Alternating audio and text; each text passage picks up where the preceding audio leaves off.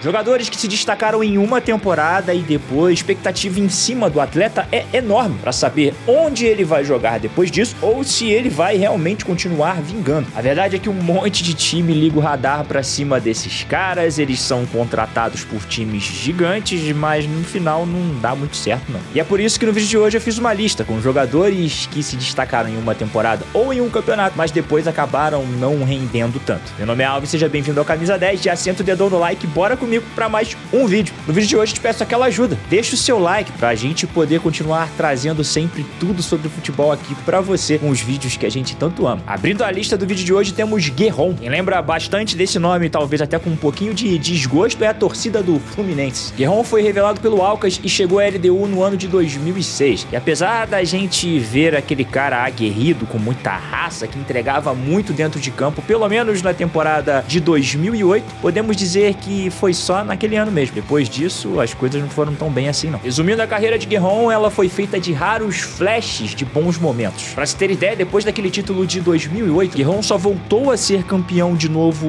no futebol em 2015, com a camisa do Tigres do México na Liga Mexicana. A boa apresentação dele em 2008 com a camisa da LDU naquela Libertadores rendeu até uma contratação pra Europa. Guerron foi contratado pelo Getafe da Espanha. Por lá as coisas não andaram muito bem e ele fez 14 jogos e apenas um gol. A questão também é que além dele não render bem dentro de campo, o Guerron tinha vários problemas disciplinares no clube. Ele teve passagem apagada pelo Cruzeiro e depois ainda vestiu a camisa do Atlético Paranaense. No Furacão ele teve bons momentos sim. Lá em 2012, quando ele estava indo muito bem, inclusive fez 15 jogos e marcou 12 gols, ele acabou sendo negociado com o Beijing Guoan da China. Provavelmente ele fez muito dinheiro, mas a carreira desandou de vez. Depois da China ele foi pro Tigres, onde ele foi campeão do título que eu falei pra vocês aqui já. E depois ele teve passagens apagadas pelo Cruz Azul, pelo Pumas e aí encerrou a carreira com a camisa do Barcelona de Guayaquil. Isso foi na temporada de 2018. Ele fez 6 jogos no Barcelona de Guayaquil e não marcou nenhum gol. Foram 347 jogos na carreira de Guerron, 89 gols e 2 títulos. Outra em nossa lista que talvez a galera mais nova não vá lembrar é a Costa, mas quem vai lembrar com certeza é a torcida do Corinthians, né? Atleta uruguaio, ele foi revelado pelo Danúbio. A questão é que a Costa não deu certo nem no futebol do seu próprio país. Revelado pelo Danúbio, ele depois tentou sua carreira no Cerrito, onde não deu tão certo, e ainda conseguiu ser emprestado pro Peñarol, onde também não conseguiu se firmar. Em 2007, o melhor momento da carreira de Acosta, quando ele resolveu vir jogar aqui no Brasil com a camisa do Náutico. E quando eu digo o melhor momento da carreira, eu não tô brincando não. O cara veio pro Náutico, que quase foi rebaixado naquela temporada, ficou em 15º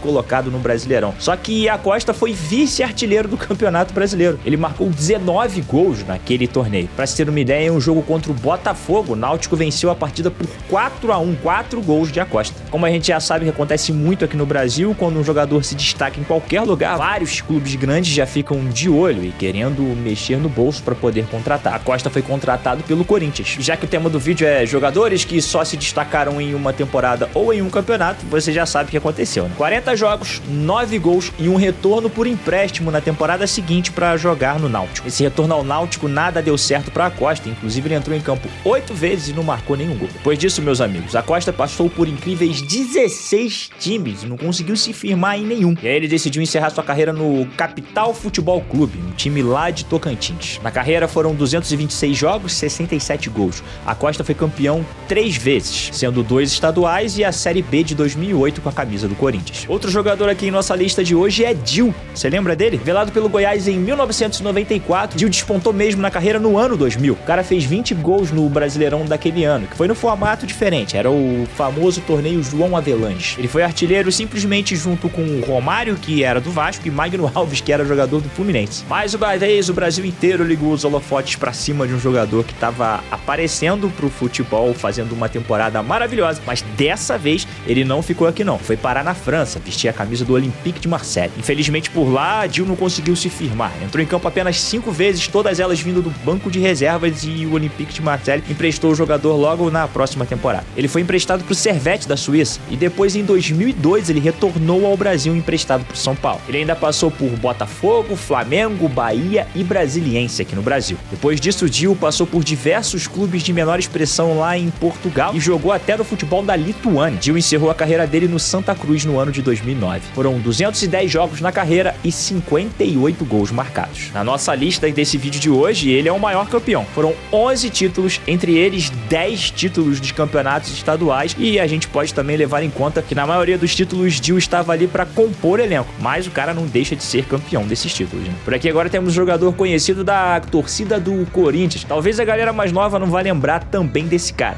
Matias de Federico. Revelado pelo Huracão, o jogador que era uma grande promessa naquela temporada, conseguiu junto com seus companheiros levar o clube a ser vice-campeão argentino na temporada de 2009. Os grandes clubes argentinos cresceram o olho para cima do atleta e uma novela gigantesca começou entre Boca Juniors e o Huracão. Mas no final das contas, o Corinthians atravessou a negociação e trouxe Matias de Federico para o Brasil por 10 milhões de reais na época. Ele chegou para ser o camisa 10 do timão, mas acabou decepcionando a diretoria, a comissão técnica e os torcedores, já que ele não foi nem de perto aquele atleta que foi lá no Huracão. Foram atuações tímidas no Parque São Jorge, 24 jogos e apenas um gol. Mas a questão é que não foi exclusividade do Corinthians isso não, tá? O cara simplesmente não deu certo em lugar nenhum. Pra se ter uma ideia, a maior sequência de jogos dele na carreira foi na Universidade Católica, em 2017. Ele entrou em campo 36 vezes. O jogador encerrou a carreira dele no Agropecuário da Argentina em 2020. Foram 218 jogos e 23 gols. E Federico não conseguiu nenhum título na carreira.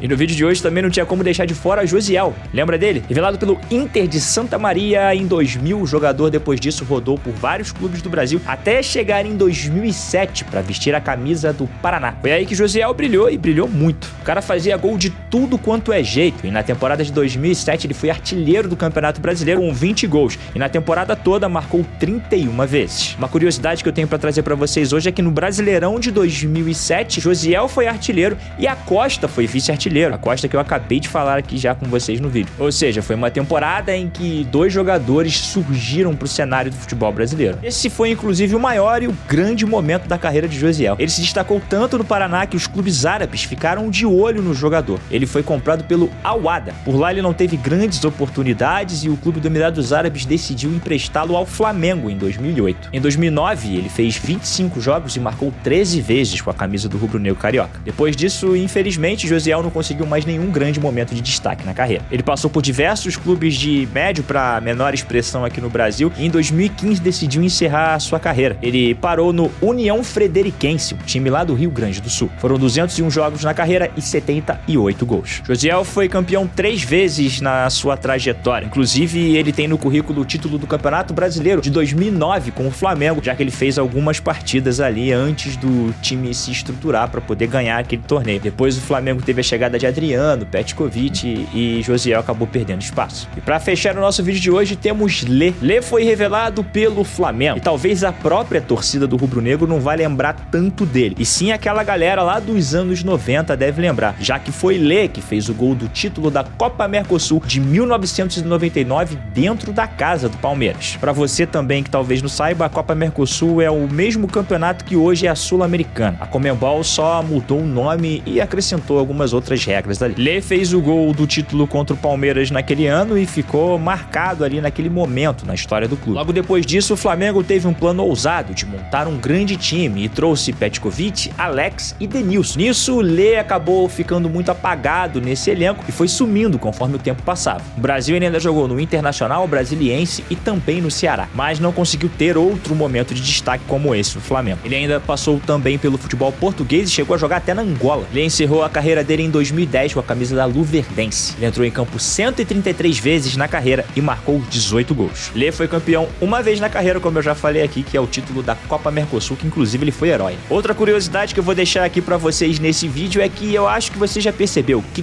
todos os jogadores que foram citados na lista jogavam do meio campo pra frente. E, incrivelmente, todos eles têm menos gols do que Rogério Ceni na carreira, que era um goleiro, né? Ceni marcou 129 gols. Eu gosto sempre de trazer essa informação porque pra mim é impressionante como que um goleiro pode ter marcado tantos gols assim na carreira e em vários casos ter marcado muito mais gols do que atacantes que jogaram futebol, né? E você que nos assistiu até aqui, o que você achou do vídeo de hoje? Não esquece de deixar o seu like, também os seus comentários que são muito importantes pra gente. Meu nome é Alvin e até a próxima!